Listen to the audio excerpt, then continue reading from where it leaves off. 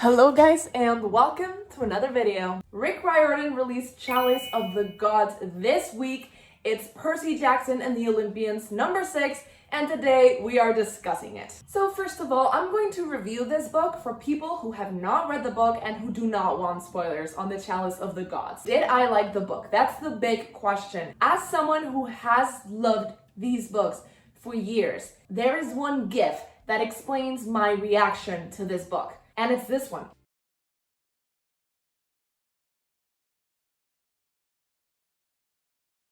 Reading it felt like coming back home. It felt like pure nostalgia injected into my veins, but it was still good. I didn't like it just because of the nostalgia, but it made me feel like I felt for the first time reading that Lightning Thief book. It's a book that's pure serotonin. Does it advance the plot of the books? No, it has absolutely zero consequences on the larger plot of the Riordanverse, because this is after Heroes of Olympus, but before Trials of Apollo. So basically, if anything important has happened in Trials of Apollo, we already know it. So really nothing that important can happen during this story. I've been calling this book Percy Jackson and the Olympians number 6, but more than the number 6, it's more like the short stories we can find in the Demigod Diaries and the Demigod Files. In both of those, we have very nice Percabeth-centric stories like Percy Jackson and the Golden Dragon, who later turns out to be Festus. And then we also have Percy Jackson and Annabeth finding the Staff of Hermes. I would compare this book to both those stories,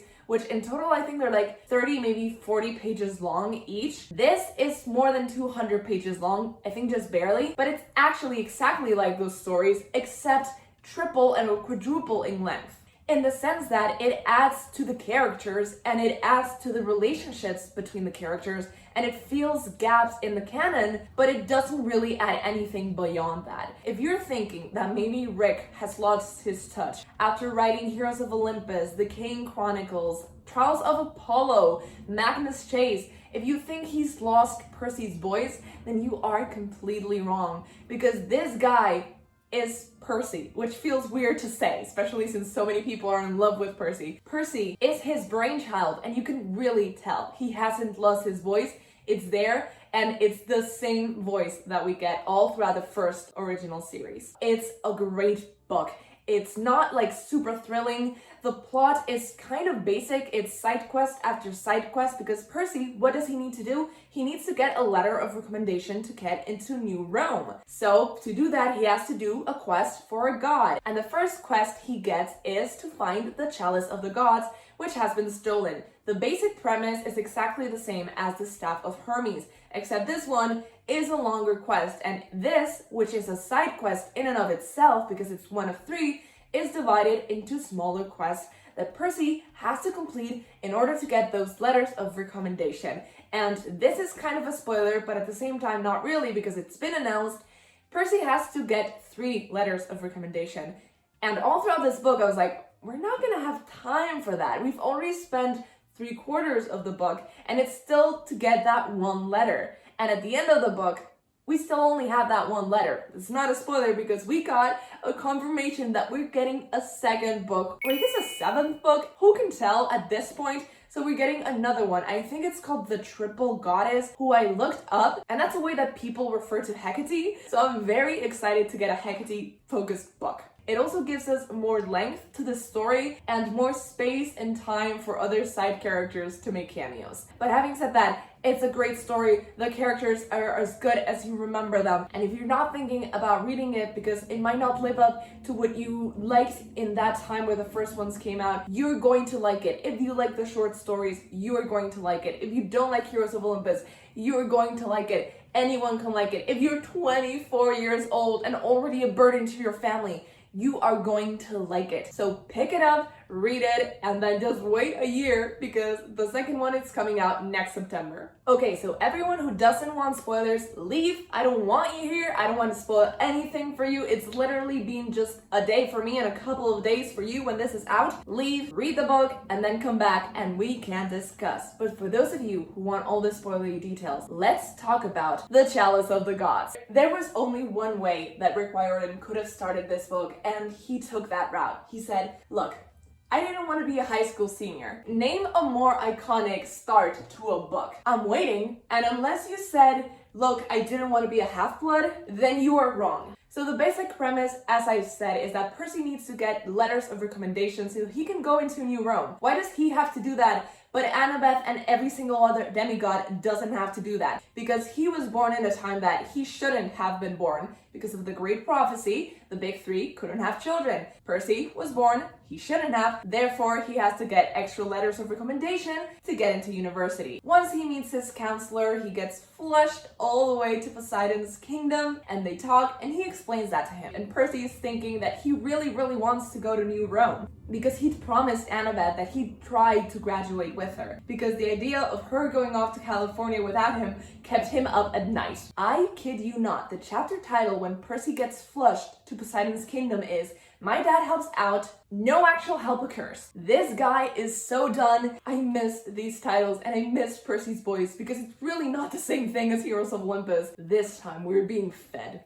And then he gets back home, and in his room in New York, he's sitting at the fire escape with none other than our girl, Annabeth Chase. Very interesting thing that I noticed when reading this book, there are 0 character descriptions for characters that we already know. So obviously Percy in the books, black hair, green eyes. Annabeth in the books, gray eyes, blonde curly hair. Do we get a mention to any of that during this book? No, absolutely none. Specifically to Annabeth, because Percy doesn't describe himself as much, but Percy describes Annabeth quite a bit. There is not one mention of her physical appearance with specific physical traits. So we don't get curly blonde hair anymore. We don't get gray eyes. We get shiny hair. We get a pretty face that's very broad and unspecific. And honestly, I think that was a very smart choice on Rick's part, because he obviously dedicated this book to the new actors that have been cast and that are going to be playing the characters for the next couple of years or however long this franchise lasts on the big screen. So I think it was a good idea because we already know what they're supposed to look like in the books. We can already imagine. We don't need to be told time and time again that Annabeth is supposed to be blonde. It wouldn't have made sense for Rick to change the descriptions to fit the cast that we have now. So I think this is a lovely compromise. Anyone can just imagine them any way they want to. So the fire escape becomes Percy and Annabeth's happy place. Despite everything that had happened today, I was happy. It's hard to be sad when I'm with Annabeth. And then we get something that was late that I really tried not to look at, and I'm glad I didn't because, guys, occasionally somebody would ask me if I'd ever dated anyone besides Annabeth, or if I'd ever thought about dating someone else. Honestly, the answer was no. When you'd helped each other through Tartarus, the deepest and most horrifying place in the universe, and you've come out alive and stronger than you were to begin with, well, that isn't a relationship you could ever replace, or should ever want to. Yeah, okay, so I wasn't even 18 yet. Still, no one knew me better or put up with me more or held me together as much as Annabeth. And I knew she would say the same about me. Because if I were slacking as a boyfriend, she would let me know real quick. So obviously Annabeth, being the great girlfriend that she is and the great best friend that she is, she's obviously on board with any quest that Percy might have. So then they go inside and they start to make dinner with Sally and Paul, and then we get the cutest scene between Paul and Annabeth and them cooking together and then talking in like old English and Shakespearean quotes because he helped her with an English paper for her school, and they've bonded so much and it's so cute to see them. Percy feels a bit conflicted all throughout this about leaving Paul and Sally, especially because things are finally starting to pick up for them. But at the same time, if I had to choose between being with Annabeth and, well, anything, that was no choice at all. He is really out here defending his title for best book boyfriend.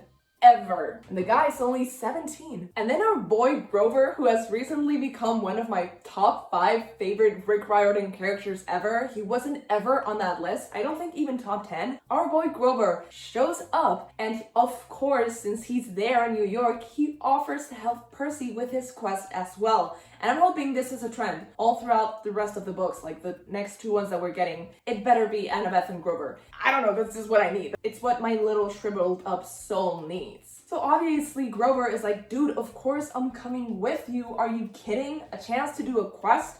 Just the 3 of us, like old times. The 3 Musketeers, the Powerpuff Girls, Annabeth suggested, Shrek, Fiona, and Donkey. I said, wait a minute, Grover said. I'm fine with this, Annabeth said. Obviously, Percy being Shrek, Fiona being Annabeth, and Donkey being Grover. Just these kind of references that I get as a 24-year-old, and who a kid who is reading this for the first time at 11 years old will also get. Rick is just a master because he's not necessarily dating these books, but he's including pop culture references, and it makes them so funny. When I tell you that the times I've laughed the loudest while reading is always when reading a Rick Riordan book, I am not lying, and this brought it back out of me. I hadn't laughed out loud with a book in so long, but here I was just laying on my bed, reading 200 straight pages with a huge smile on my face and just laughing every couple of seconds because this man, this 50, 60-year-old man is a comedic genius. And yes, this is a middle grade book, but the humor is for everyone. Anyone can read this book. This is making me believe this more than ever. They're good. This is like a side novel, a companion novel. Don't need to read it for the main plot, but God, will you come out a better person at the end of it if you do. Your skin will clear, the future will be brighter, just everything would be better. So since Poseidon has already made that great poster to advertise Percy and his need for recommendation letters, all the gang needs to do is just wait around for a god to come up and request a quest. A couple of days before, I think, a man had shown up to Percy's cafeteria and started pouring something into his drink, and he's like, well, you're obviously a god, just tell me what you need. And he told him, so now they're meeting up to discuss the quest. So where do they go? Well, the only logical thing to do is to hang out at Himbos Smoothies. I'm really hoping it's an actual smoothie place in New York because I'm planning to visit next year, and if there's no Himbos Smoothies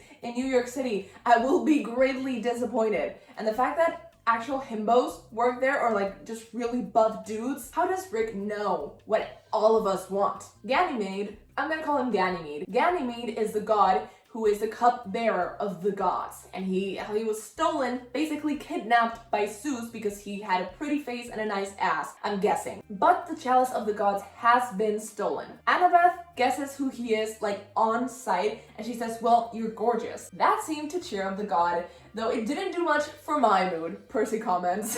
So they reach an agreement about how this quest is going to work, and since they have 2 leads, both Hebee and Iris as the main goddess who might have stolen the chalice, they follow the first lead that they have, which is Grover knowing a place called Hebee Jeebes, which is kind of like a Chuck E. Cheese. It has an arcade, it has food, it has a lot of games you can play both for adults and for children, and it's instant nostalgia. We find out that Hebee is the goddess of youth, and so she is bringing out a lot of old people's nostalgia and kind of like making them younger through spending time at her store. So they go into the karaoke section of the store where they find Hebee, and they start talking, and of course, since they accuse her, a goddess, of having stolen something, she turns them into 8-year-olds because she enjoys youth, so she obviously makes them younger. That was something that I didn't know I needed in life. I really enjoy the trope where one person or several people get turned into their younger selves, and then their significant other or their friends have to take care of them, and it's just so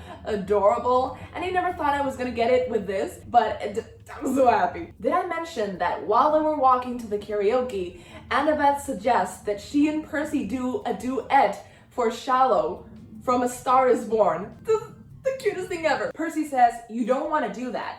Oh, I don't know, Annabeth says, might be romantic. And Grover just says, I'm just gonna keep walking. And that is why I love this book, because we've never seen their dynamic, just the three of them, with Percy and Annabeth being a romantic thing. And I need more of that in my life. So they get turned into 8-year-olds, and they go to complain to someone about being turned into 8-year-olds, as one does. And of course, since they have an age-based complaint, they get chased around the store by murderous chickens. So what do? Annabeth comes up with a brilliant plan, and they steal one of the chicks and go back and barricade themselves in the karaoke room, where both Annabeth and Percy, and also Grover, perform a duet.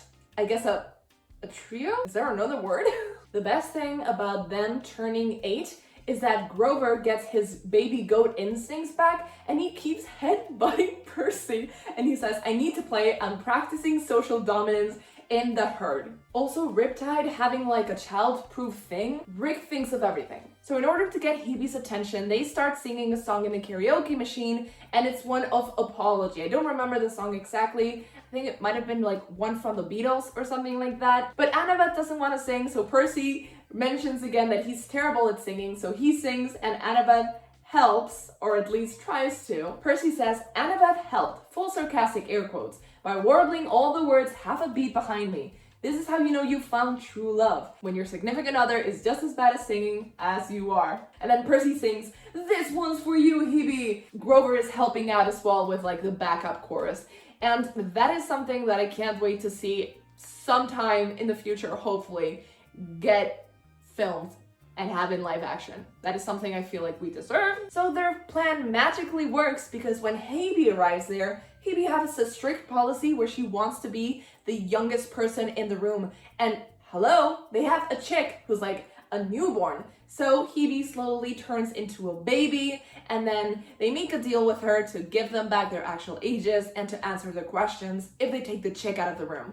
So everyone else gets their normal ages back, and she tells them like, nah, it wasn't me, but it was probably Iris. So they plan to talk to Iris sometime soon. There's a lot of that. Since it's a sealed quest, there's a lot of them performing a side quest and then being like, okay, now I'm gonna have dinner, I'm gonna go to school for like 2 days, and I'm free next Thursday afternoon. So we'll continue this quest then. It's very different, but it's really enjoyable to see that Percy can make things work between his two lives. So our trio meets up and they go to the farmer's market, and on their way they talk about Blanche, the daughter of Iris, who is going to help them make a connection with the goddess and hopefully get her help. And all throughout this, we learn that Grover really wants Blanche, who is a photographer, to take really dramatic pictures of him so he can print, frame, and gift those to Juniper for her Bloom Day. He keeps practicing poses all the way there, and when they finally meet Blanche, he keeps making poses in order to draw her attention and for her to be like, dude, I want to photograph you, because he doesn't want to ask directly. And it keeps happening in the background while more important things are happening. It's Prime Grover, it's Key Grover, and it's so funny. This is also when we get a little bit of backstory to who Blanche is. She's a camper who told like a very scary story in like the campfire, and we get probably the moment that made me laugh the most in the whole book. She was telling like a scary ghost story, and to finish it off, the punchline was making everyone black and white, and everyone notices that the color is gone from them. And Percy says, they were screaming, they was crying and running in circles, and that was just me. And when I read that, I was like, wait a second.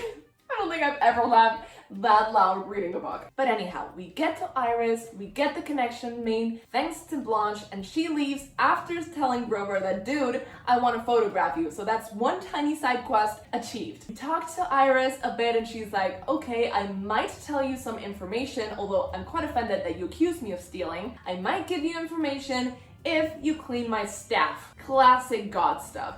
They're like, okay, we'll clean your staff. They're told of a river that has the cleanest waters in the world, where if you put something there, it's going to come out very shiny. But they don't know where to find it. So Percy goes back to school and he talks to his counselor. And despite really not wanting to let him know where this river is, she finally flushes him all the way to where the river is. And Percy's like, well, I can't do anything. I don't have the staff. I don't have my friends. So he goes back all the way back to his house. And then the next day, they all go together to the river to clean staff. So since the river is filled with like crazy white serpents and they can't harm them because Iris asked them not to. Grover goes away and he plays his pipes while Annabeth and Percy go to the cleanest pool in order to clean the staff. And what happens? Well, Annabeth says, "Time's up," and she says, "Bon voyage," and she pushes Percy over the side. And I'm sorry, I just have to read this part to you. "Find someone who loves you the way my girlfriend pushes me off a cliff, without hesitation, with full confidence in your abilities, with the rock-steady belief that your relationship can handle it, and with complete faith that when you come up for water, assuming you survive, you will totally forgive them for the push. Almost certainly forgive them. Probably. Bonus points if you find someone with enough chutzpah to say bon voyage while they do it." That is the description of Percy's and Annabeth's relationship in 2 seconds. So after Percy is thrown, the staff starts to get clean, but obviously the god of the river shows up and he's not happy about everyone cleaning their shit in his waters. So the staff goes flying everywhere and he tries to drown Percy. We all know, of course, that Percy doesn't take really well to people trying to kill him, and he's had traumatic experiences being drowned before. So he doesn't take very well to that. And he starts feeling more pressure, and I think he has like a panic attack because the boy literally, well not literally, but figuratively explodes, and water does literally explode everywhere. There's such a big explosion that our river god is left traumatized. A god.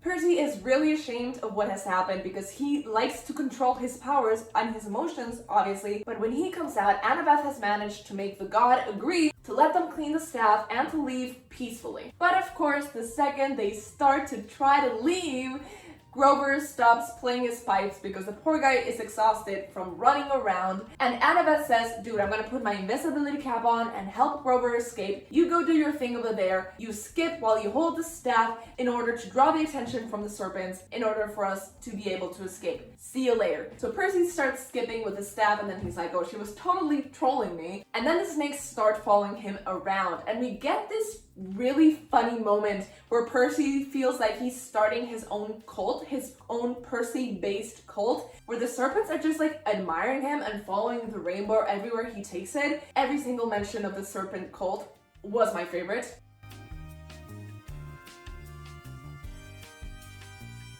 And then Percy luckily finds out that he can teleport with the staff.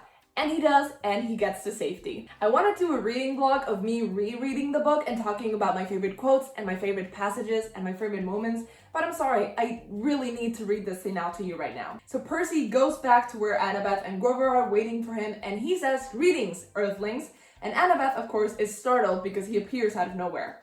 She's cute when she's startled. It doesn't happen very often, so I have to enjoy it when it does. I have a message for Annabeth Chase. I love you. I tried to give her a kiss, but it was difficult because she started laughing. Okay, I get it, she said, pushing me away gently. Messenger staff, nice work.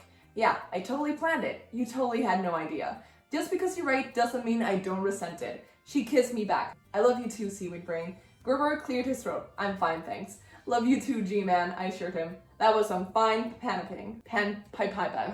Panpiping. There's so much more Grover and Percy love here than in any other book. I'm just so happy that Rick decided to include it. One of the things that are most evident to me after reading this book is that Rick has seen what people think about the heroes of Olympus. He has seen that people missed Percy and Grover and their relationship, and he has clearly taken notes on the fact that Percy and Grover, I think they hug maybe once all throughout the first 5 books. I know, because I just reread them, and anytime something emotional happens, do they hug? No. Percy high fives or fist bumps Grover after they thought they were dead, after they're gonna say goodbye forever. So I think Rick Riordan noticed that fact, and he was like, people want these two BFFs to be BFFs, and then he gave us that, and then some. After that, we have our first swim meet. Percy goes and does a swim competition, ends up second on purpose, and Grover goes out to cheer him on. It's obviously after he's done the photo shoot, and he is being so dramatic. And of course, this guy just keeps talking about Blanche to Percy and to Juniper, who's gotten a little bit mad with him.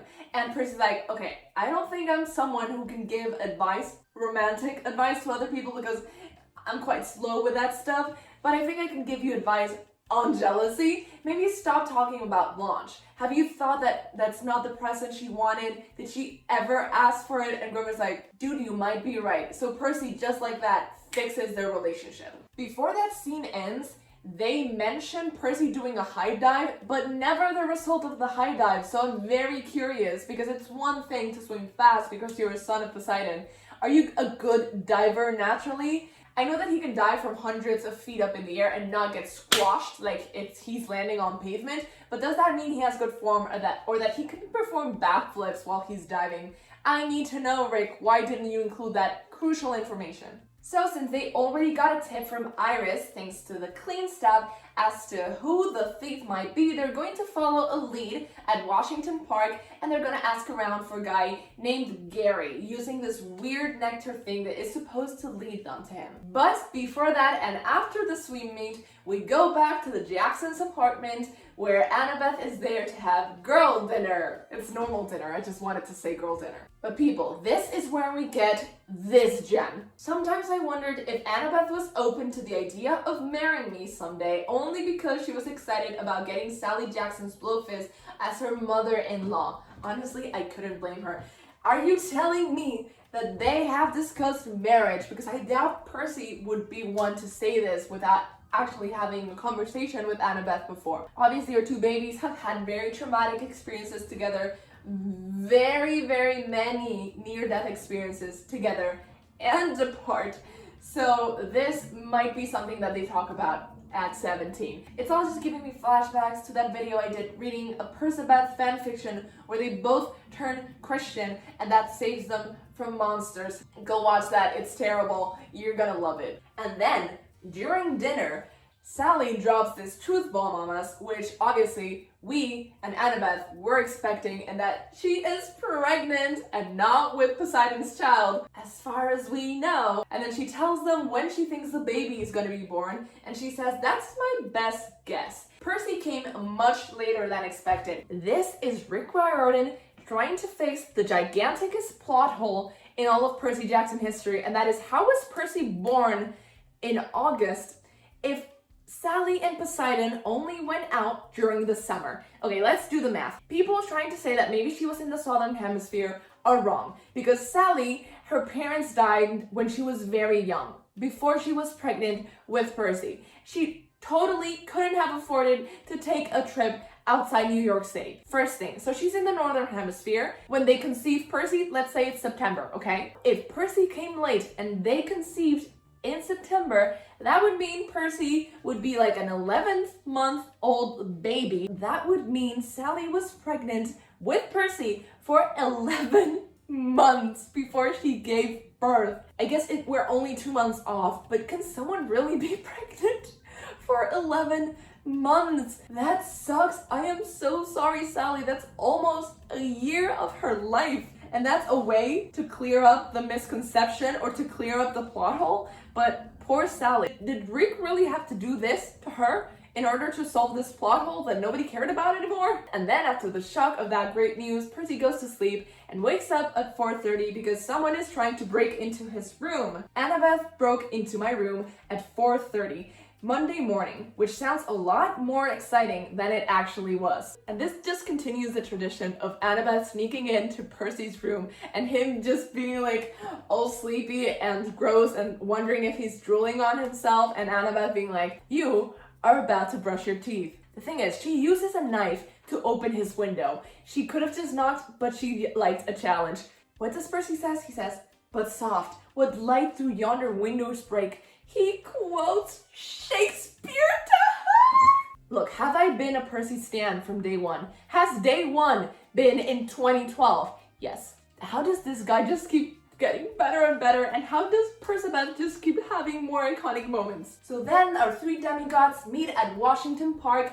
Time is frozen and we get Gary, whose name escapes me, so we'll call him Gary for the remainder of this video, who challenges Percy to wrestle him for the chalice of the gods. We get a very intense wrestling scene between him and Percy, with Annabeth and Grover being the commentators, bringing in the much needed comedic relief. But at the same time, Percy's getting the beat out of him, and it makes me feel very sad because it's very descriptive. I'm like, okay, I know I said I want consequences to actions and I want stakes, but I don't want Percy to be hurt. But at the same time, I liked it. And then Percy does the thing that surprises everyone the most. He hugs Gary and he embraces old age because he's thinking about when he gets to be old, because he's been trying to fight old age. He never wanted to be 16, so the prophecy wouldn't be a thing. But at the same time, he's always dreading death, and he's like, well, old age is much better than death because I'm literally dreading it every single day and I'm facing death every single day. So yes, old age, I will hug you.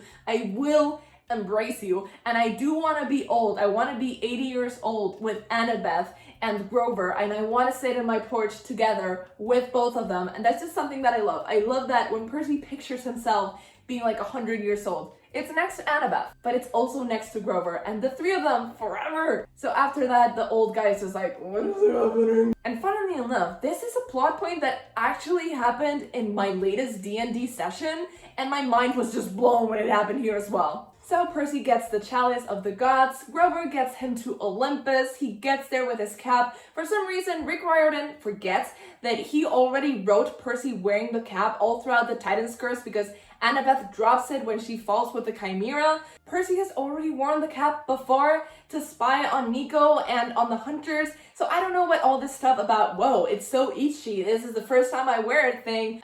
You just created another plot hole for yourself, Rick. I don't know why you do this for yourself. But yes, he sneaks into Olympus, he sneaks the chalice of the gods back to our guy whose name starts with a G, and whose name I have forgotten, Ganymede, there we go. And he makes eye contact with Athena, the only goddess who noticed that he's there, but she actually helps him and allows him to escape without alerting Zeus.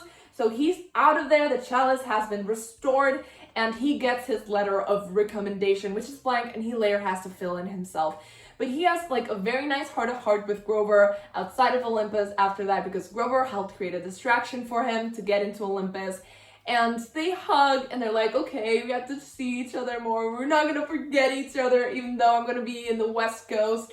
And it's just very nice to see them get to live their friendship like that. And I love seeing them hug because we never see them hug. It's always Annabeth hugging Grover or Talia, and Percy fist bumping Grover. Like, please stop that. I also like that you do that, but just hug, you know, once in a while, just hug. So after that, Percy gets a final phone call from Poseidon, and he's like, oh my god, Poseidon is calling me. And at this point, with 5 pages left, we're like, so we're either getting a letter of recommendation from both Hebee and Iris, or we're getting 2 more books. And of course we know that we're getting 2 more books. Yay. So the book ends with Percy laying on his bed, having an Iris message conversation with Annabeth. And it's titled pretty much the best Iris message kiss of all time, which I think is kind of misleading because, spoilers, they don't actually kiss. They just talk about what happened and they talk about the future and what they're gonna do with the next quest. And it's just so cute. And then they're like, they have to end the conversation. So they talk like this is something that they've done a lot of times. So talking, falling asleep while doing an Iris message for them is like a normal thing. So they both roll so that they're close to the Iris message projection. Besides going like this and the Iris message, which is the Iris message disappears, and it's like the best night's sleep that Percy has ever gotten. Clearly mirroring the end of The Last Olympian with that final sentence. I'm sorry if I'm kind of rushing. I have to go and teach an English class, but let me know what you thought about this book. My general thoughts, obviously I've explained it as I've gone along. I really loved them. We've gotten some great Percy, Annabeth, Grover moments that I think like are immediately iconic. So many great Percabeth moments, new Percabeth quotes. Percy's inner monologue was just on point. It felt like Rick hadn't spent a day after writing The Last Olympian until he wrote this.